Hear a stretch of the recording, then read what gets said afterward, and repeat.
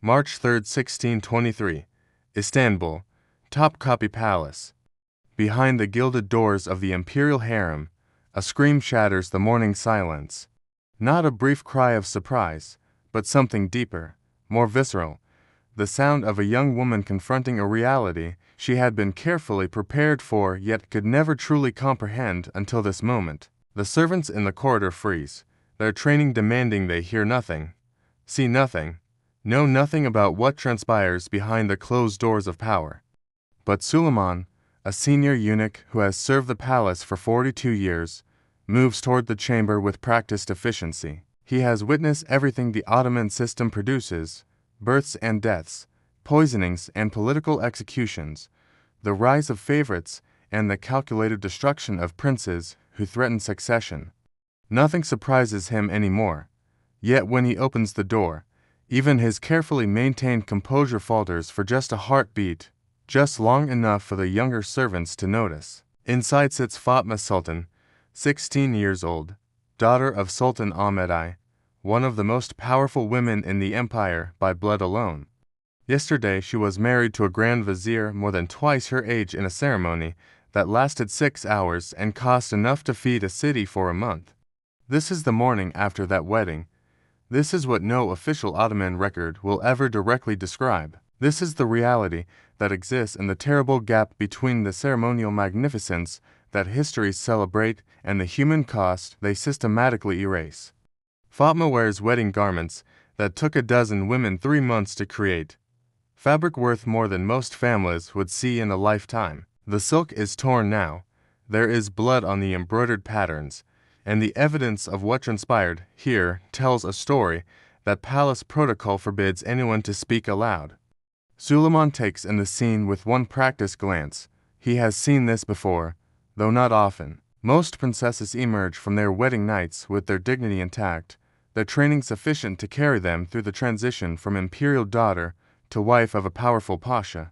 But occasionally, despite all the conditioning, despite all the careful psychological preparation that begins years before any marriage is arranged, a young woman enters that wedding chamber insufficiently fortified for what the transformation from princess to wife actually entails. Summon the physician, Suleiman says quietly to a waiting servant.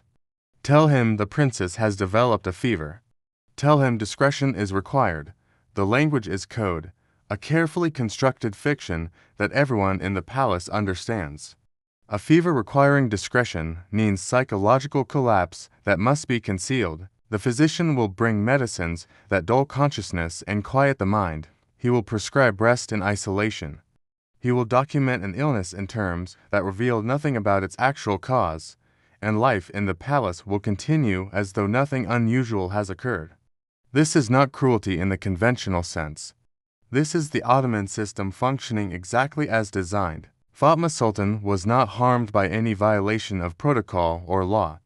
She was harmed by the protocols themselves, by the carefully constructed mechanisms that transformed imperial daughters into instruments of political alliance through marriages that served the state's interests while annihilating individual autonomy. What happened to Fatma was not unique. It was not the action of one cruel individual or one terrible night. It was systematic practice that emerged from the intersection of political necessity, religious interpretation, cultural tradition, and the particular genius of Ottoman administration that built an empire spanning 3 continents. But here is what makes this moment truly chilling. The same administrative brilliance that created magnificent architecture, sophisticated legal systems, and cultural achievements that still inspire awe, also built mechanisms for controlling royal women with such precision that their suffering became invisible to history. The machinery was so efficient, so thoroughly integrated into the fabric of Ottoman civilization, that it operated for centuries without anyone questioning whether the cost to these young women might be too high. Tonight you will discover what happened behind those gold-inlaid doors, not through sensationalized fiction, but through documented history pieced together from palace records, medical texts, private correspondence, and the testimony of women who eventually found ways to speak despite the silence imposed upon them. You will learn about the preparation processes that began years before any wedding, the conditioning techniques that transformed princesses into compliant wives, the wedding night rituals that served purposes beyond consummation, and the aftermath that princesses endured in profound isolation. If you're captivated by the dark corners of history that textbooks won't touch, if you want to understand how civilization itself can become a mechanism of control, then subscribe to this channel. These are the stories that demand to be told, the truths that lurk beneath marble floors and golden ceilings. Hit that subscribe button because what you're about to discover will completely transform how you understand power, privilege, and the price that women throughout history have paid for empires built by men. Now let us return to Istanbul in 1623 and discover how Fatma Sultan came to be sitting on that floor, and why her story represents not an aberration, but a pattern that repeated across generations. But first, we must understand the palace itself and the dual reality it created for the women who lived within its walls, caught between unimaginable luxury and absolute powerlessness. Topkapi Palace was not merely a residence. It was a political machine designed to concentrate and maintain Ottoman power through architectural, administrative, and social mechanisms that reinforced the Sultan's absolute authority. Construction began in 1461 after Mehmed the Conqueror took Constantinople, and over the following centuries, successive sultans expanded the complex until it covered approximately 700,000 square meters. The palace contained schools for training administrators, barracks for elite military units, treasuries holding wealth from 3 continents, and the imperial harem where the Sultan's family lived in carefully regulated isolation behind walls that separated them from the outside world. The harem was not the Orientalist fantasy that European imaginations conjured, not a pleasure palace of willing concubines, but a complex institution serving multiple functions simultaneously. It housed the Sultan's mother, wives, daughters, and concubines. It trained women for administrative roles within the palace system. It educated young girls in arts, music, and languages. And it served as a carefully controlled environment where royal women lived their entire lives from birth to death without ever experiencing genuine autonomy or freedom of choice. The physical structure reflected the hierarchy of power with brutal clarity. The harem occupied approximately 400 rooms spread across multiple courtyards, some luxurious beyond imagination with marble fountains, gilded ceilings, and windows of colored glass, while others were simple functional spaces where servants lived and worked. At the apex of this hierarchy sat the valid sultan, the sultan's mother, who exercised enormous power over all other harem women. She controlled who had access to the sultan, arranged marriages for his daughters, supervised the education of his children, and managed the harem's substantial budget. Below her ranked the sultan's wives and favorites, women who competed ruthlessly for attention because favor meant power, resources, and security for their children. The competition created political dynamics as complex and dangerous as anything occurring in the outer court, where male officials vied for positions and influence, and beneath them came the concubines and servants, women who might spend their entire lives in service without ever rising in status or securing their futures. The daughters of the Sultan occupied an ambiguous and ultimately tragic position within this structure. They were born to enormous privilege, receiving the finest education available to women in the Ottoman Empire. They wore clothing that cost fortunes, lived in luxury most people could never imagine, and were called sultana, treated with elaborate respect by everyone around them. But they were also property of the state. Their futures were determined entirely by political calculations made by the Sultan and his advisors. They would marry when told to marry, they would marry whom they were told to marry, and they would produce children who would cement alliances or create new ties between the throne and powerful families. Their value derived from their utility to the dynasty, not from any inherent rights or individual desires.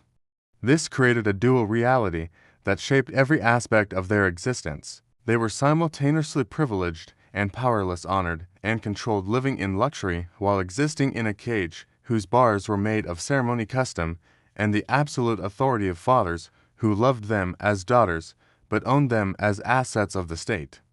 The marriage of imperial princesses was central to Ottoman political strategy. Unlike European monarchies, where royal daughters married foreign princes to cement international alliances, Ottoman princesses married within the empire to powerful pashas, viziers, and provincial governors.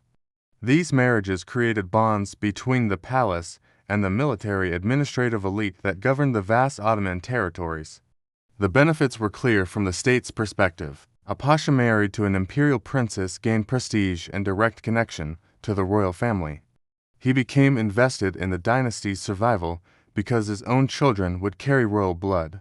He could be trusted with more power because his loyalty was secured through marriage ties that bound his fate to the throne. The princess became a living guarantee of his allegiance, a human chain linking the palace to the provinces. For the princess herself, the calculation was devastatingly different. She was being permanently separated from her birth family and sent to live with a man she had likely never met, often someone decades older, sometimes someone her own father's age. She was expected to produce children who would further entangle her husband's family with the dynasty, to represent the Sultan's authority in her husband's household, demonstrating proper Ottoman behavior and ensuring continued loyalty. The marriage was a transaction, not a relationship. The princess was a valuable component being transferred from one part of the political machinery to another. Her feelings about this transaction were irrelevant to everyone except herself, and even she had been trained since early childhood not to trust her own emotions or desires. The preparation for this role began years before any specific marriage was arranged, a systematic process of psychological conditioning that the palace administered with the same efficiency brought to military campaigns and administrative reforms. Young princesses understood from early childhood that they would eventually marry powerful men chosen by their fathers. They were taught this was an honor, that representing the dynasty through marriage was their highest duty, that obedience to the Sultan's will was sacred obligation, but knowing abstractly that marriage would be arranged and actually experiencing the reality of that arrangement, of being told at 16 or 17 that in 6 months you would belong to a man you'd never spoken to, were separated by a chasm that no amount of preparation could fully bridge. When the announcement came, when a princess learned who her husband would be, and when the wedding would occur, she entered a period of intensive conditioning that the palace euphemistically called training. The official purpose was ensuring the princess understood her duties as a wife and would represent the dynasty appropriately. The actual process involved systematic psychological manipulation designed to break any trace of autonomous will and rebuild the princess as a perfectly obedient instrument. She was isolated from her normal companions, moved to private chambers where she received no visitors except the women conducting her training. The isolation was framed as providing time for focused preparation, but its actual purpose was removing all sources of emotional support that might reinforce her existing sense of self. She was instructed in wifely duties through systematic indoctrination in total submission to male authority. She learned that her husband's wishes superseded her own in all matters, that obedience was not just expected but sacred, that resistance to her husband was resistance to the Sultan who arranged the marriage and therefore treasonous. The physical training was clinical and explicit. Older women who had survived multiple marriages described exactly what would occur on the wedding night and exactly how she was expected to respond. She was told to demonstrate pleasure regardless of what she actually felt, to show gratitude for her husband's attention, to never refuse or show reluctance. The instruction was delivered in language that framed everything as religious duty and wifely virtue, but the substance was unmistakable. She was being taught to dissociate from her own physical experience and perform according to scripts that served her husband's desires while erasing her own humanity. And when the wedding night finally came, when the ceremonies ended and the guests departed and the doors closed, the princess faced a moment for which no amount of preparation could truly ready her. She had been taught submission, taught performance, taught to separate her consciousness from her body, but she was still a teenage girl, often barely past childhood, confronting an adult man with absolute authority over her future, in a situation where everything she had been taught collided with the reality of her powerlessness. Some princesses emerged from their wedding nights with their training intact, able to maintain the performance that was expected. Others, like Fatma Sultan on that March morning in 1623, broke under the weight of what they experienced. And for those who broke, the palace had mechanisms ready to contain the damage, to transform human suffering into an administrative problem to be managed with the same efficiency that characterized every other aspect of Ottoman governance. The physician would come with his medicines. The princess would recover in isolation. Official records would note a brief illness and nothing more. And the system would continue, century after century, sacrificing young women to political necessity while wrapping their suffering in silk and calling it civilization. What does it mean when a society's greatest achievements rest on foundations built from broken lives? When will we finally tell these stories that lurk in the shadows of marble palaces and golden doors? Leave a comment below sharing your thoughts on this hidden history. How does knowing this reality change how you view the Ottoman Empire? And if you found this eye-opening, share it with someone who needs to hear stories that textbooks deliberately leave out. The truth may be dark, but it deserves to be known.